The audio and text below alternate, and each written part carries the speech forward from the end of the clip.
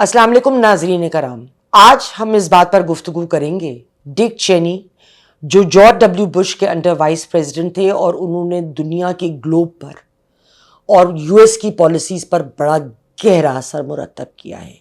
84 साल की उम्र में उनकी डेथ हो गई।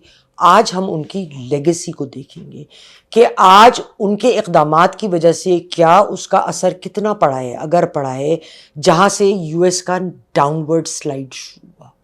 हम ये भी देखेंगे कि उनकी वजह से क्या मिडिल ईस्ट आज तक डिस्टेबलाइज है या मिडिल ईस्ट के डिस्टेबलाइज होने की कोई और बड़ी वजूहात है। इस प्रोग्राम में मेरे साथ रहिए।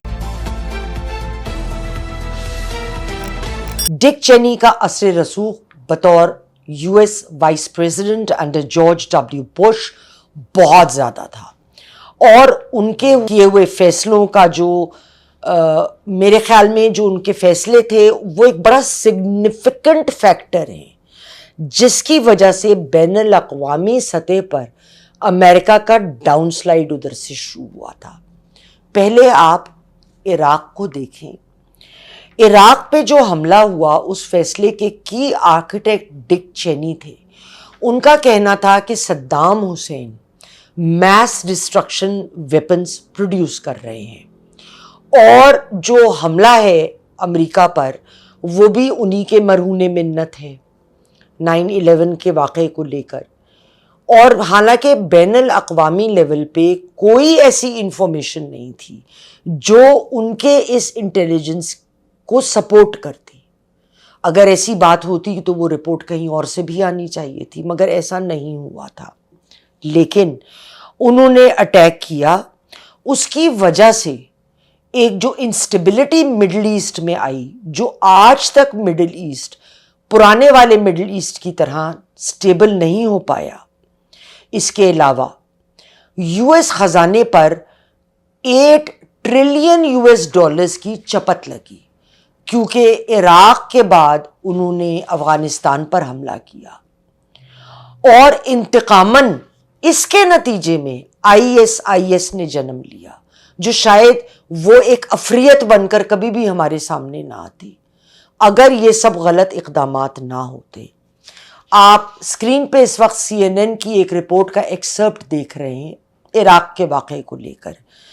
इसके मुताबिक इराक़ी प्रेसिडेंट के पास कोई मैस डिस्ट्रक्शन का वेपन नहीं था, लेकिन इस एक इक़दाम ने जो खूरेज़ी की, जो लोग डिस्प्लेस हुए अपने घरों से, अपने मुल्क से, एक तबाही मच गई इराक़ में, उसने एक ऐसा पेंडोरास बॉक्स खोल दिया जो आज तक आप उसका ढक्कन बंद नहीं कर पाए।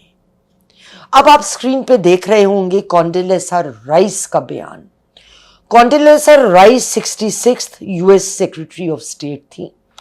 उन्होंने एक कांग्रेशनल मीटिंग में भी ये बात करी थी और ये रिटन में भी हमारे सामने है कि जो इराक़ के ऊपर हमला था that was a result of bad intelligence.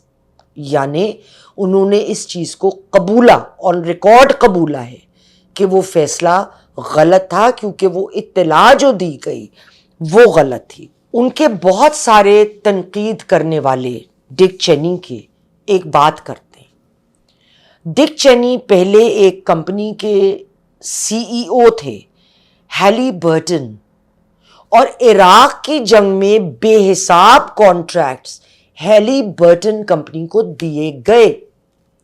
तो उनके तनकीद निगारों का ये कहना है कि क्या ये सारा मामला इसलिए किया गया कि वो कॉन्ट्रैक्ट्स दिए जा सकें। अब ये एक एक्सट्रीम सोच हो सकती है, लेकिन मैंने ये बहुत जगह पढ़ी है, सुनी है, और उस एस्पेक्ट को कि बहरहाल एक एथिकल क्वेश्चन तो फिर भी रेज होता है कि क्या ये एक कन्फ्लिक्ट ऑफ इंटरेस्ट नहीं थी।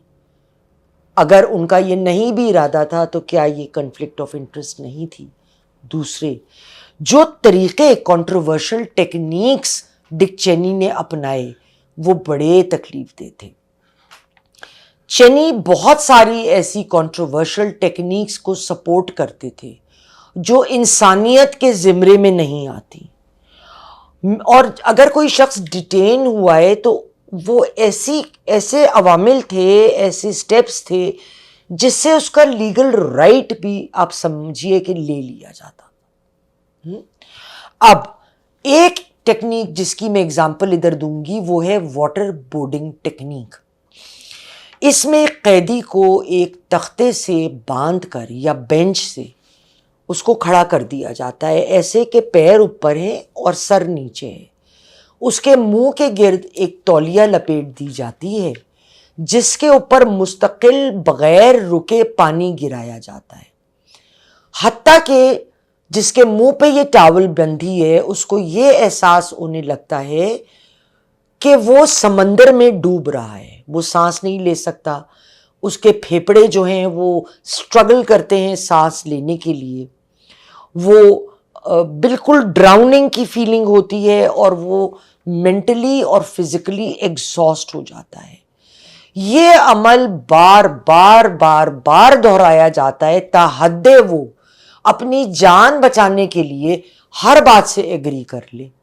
ظاہر ہے اس حد میں آپ کسی کو لائیں گے تو وہ شخص ہر بات سے ہر چیز سے ایگری کر ہی لے گا. اس کے علاوہ جو ایک چیز ہمارے سامنے آئی وہ میں نے بڑی ریسرچ کی لیکن مجھے سمجھ نہیں آیا کہ یہ تصاویر کدھر سے نکلی تھی. یہ ابو غریب کی جیل میں بغداد میں ایک سکینڈل ہوا جو منظر عام پر آیا تھا. پریزن میں جو لوگ تھے انہیں انڈریس کر کے ان کے ساتھ بہت بے ایمانہ سلوک کیا گیا. آپ یہ آرڈر دے کے یہ مطلب ظاہر ہے جیل والے خود تو نہیں کریں گے, there has to be some kind of an authority whoever that authority is جو اس قسم کا آرڈر دیتی ہے.